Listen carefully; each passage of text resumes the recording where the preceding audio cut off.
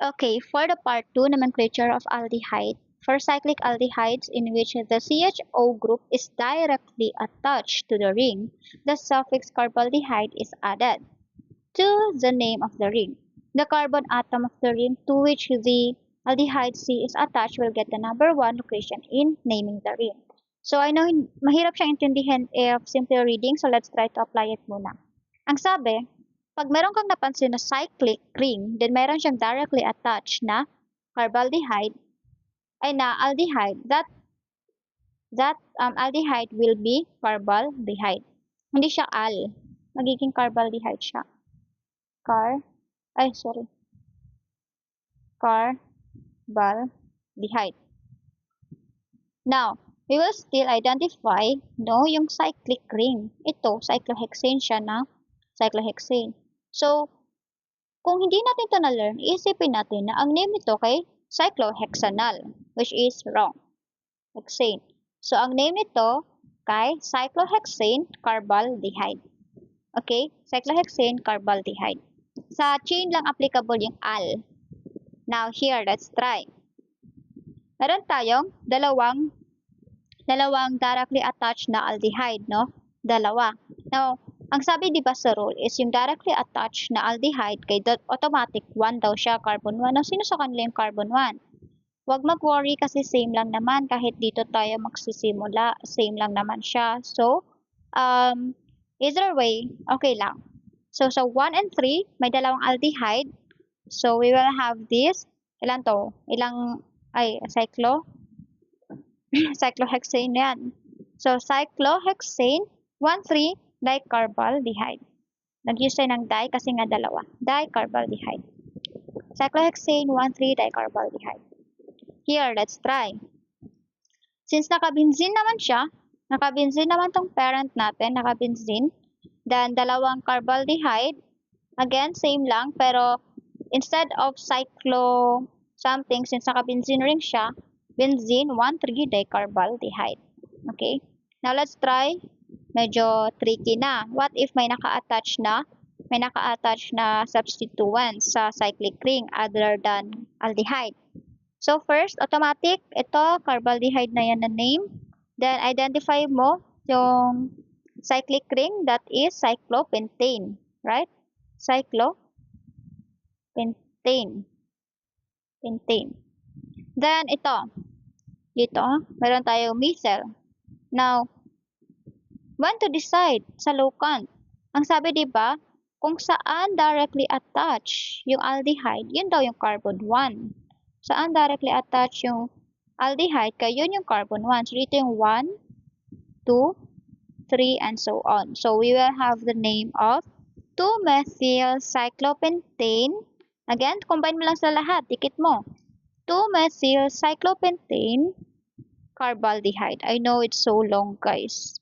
And maka-overwhelm siya, pero if na-understand mo yung concept, you will get it. Okay, 2-methyl cyclopentane carbaldehyde. Now, let's try this one. Naka-benzene. Take note na if naka-benzene siya, pwede ka mag-name ng benzaldehyde. Pero pwede din benzene carbaldehyde or benzaldehyde. Applicable rin sa sa naka-benzene. So, again, for example, this one. Merong directly attached na aldehyde, right? So, since sa benzene siya nakadikit, pwedeng benzaldehyde or benzene carbaldehyde. Okay lang yan. Ang sabi again, carbon 1 natin kung saan directly attached si carbaldehyde. So, this is 1, 2, 3. What is this, guys? If you can recall. That is nitro. Right? So, meron tayong 3-nitro benzene carbaldehyde or 3-nitro, isusulat ko ha, or 3-nitro benzaldehyde. Okay? Okay. Good. Now here. So, I guess medyo na subtan. So, diretsohan ako ha. Automatic 1 siya, 2, 3. So, natay duha ka bromo, 3,3-dibromo, then identify mo to, okay, cyclopentane carbaldehyde. So, medyo taas-taas siya, right? Pero if masabtan nimo, carry lang. What make what makes it hard guys kay mag-add pa kag carbaldehyde instead of all, di ba? So, kay if mag-attach man gud kag aldehyde sa isang cyclic ring, ano na siya? Carbs.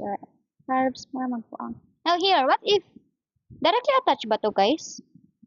Masasabi niyo bang directly attached siya?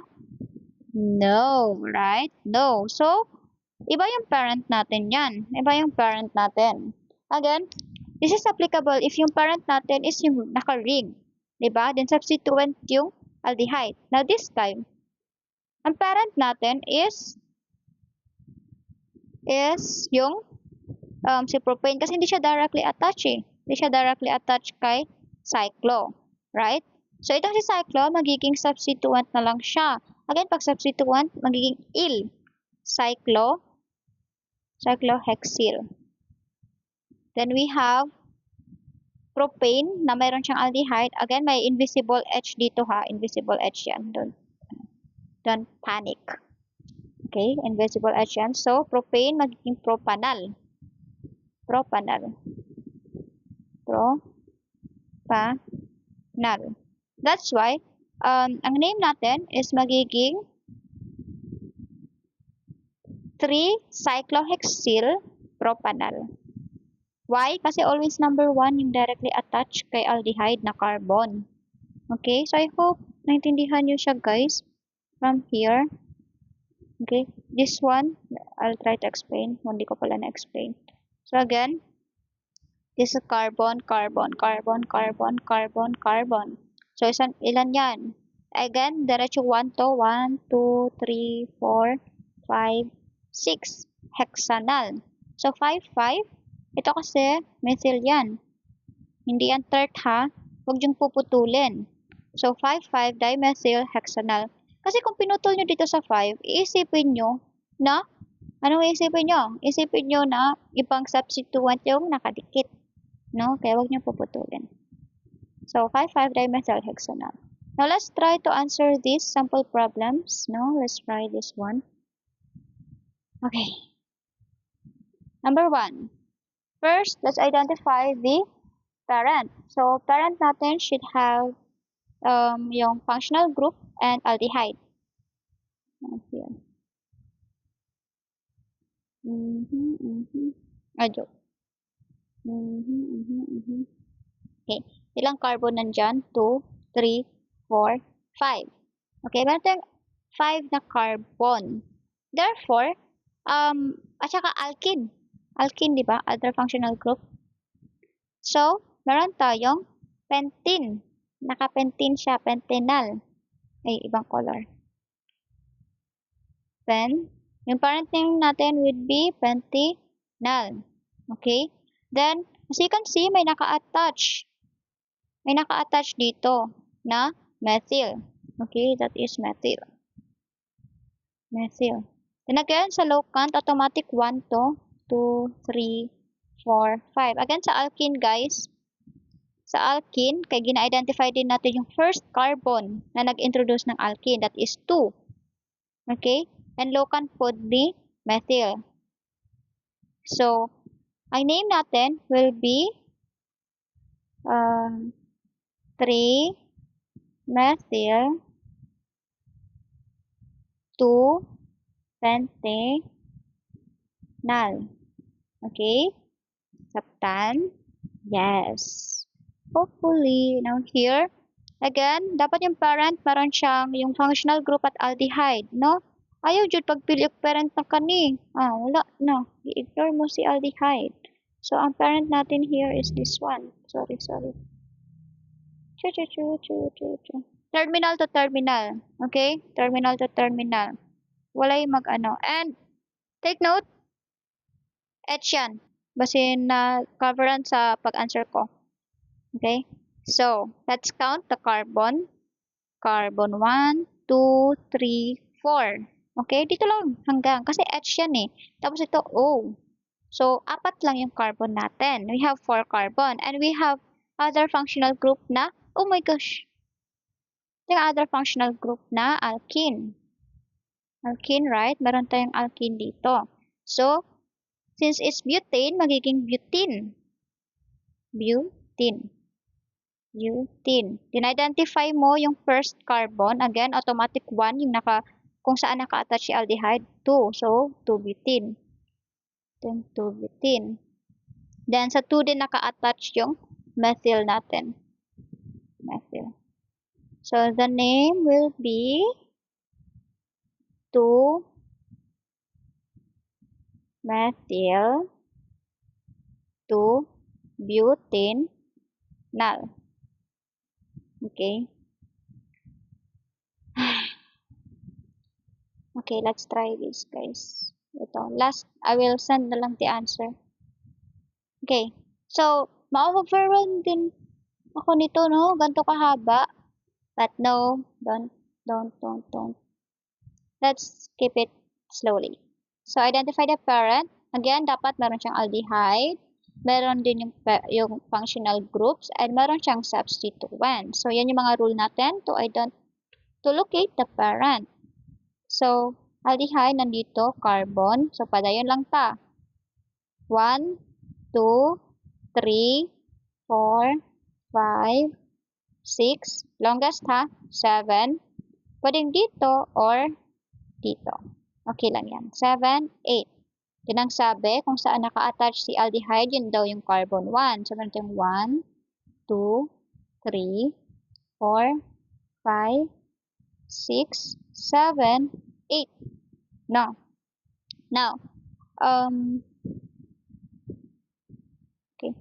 Ang name natin, nasa carbon 3, ay 2 at saka 3. Kaya meron tayong methyl.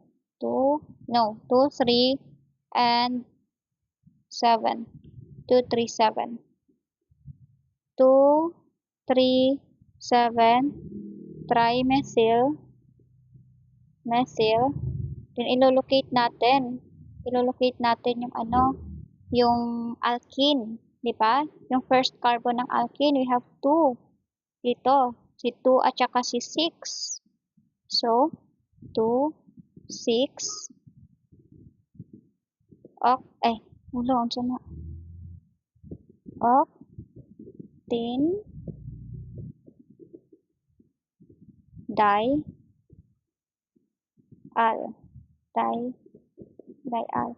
Dinan. Yan. Octane dinan. Tama ba? Let me check, guys. Magsend ako answer. Intane dial. Oh, it would, yeah. No, tama. Dial pala. Bakit may null? Okay, I will send the answer, guys, for the remaining. Dial. Ay, sige. I think kaya lang. Sige. Here, try natin. It will be cyclo. Since 1, 2, 3. 2, 3. Cyclo. Pangit na ng writing ko. Since kanina pa. Times 2 nyo na lang ako. Dami ko pang adds. Cyclo. Propane. Carbaldehyde. Again, carbaldehyde kapag parent natin yung cyclo. So, here, ito din, meron tayong ilang, 1, 2, then aldehyde. Then, 1, 2, 3, 4, 5, 6. So, ang name nyan, magiging 1 natin is ito. Kasi si aldehyde yung prior natin. 3, 4. So, the name will be 3-hydroxy, 3-hydroxy, tapos 1 cyclohexene, hexene ha, hexene, carbaldehyde. Dehyde. Okay. I will send the answer na lang guys here. Thank you. Bye bye. Bye bye.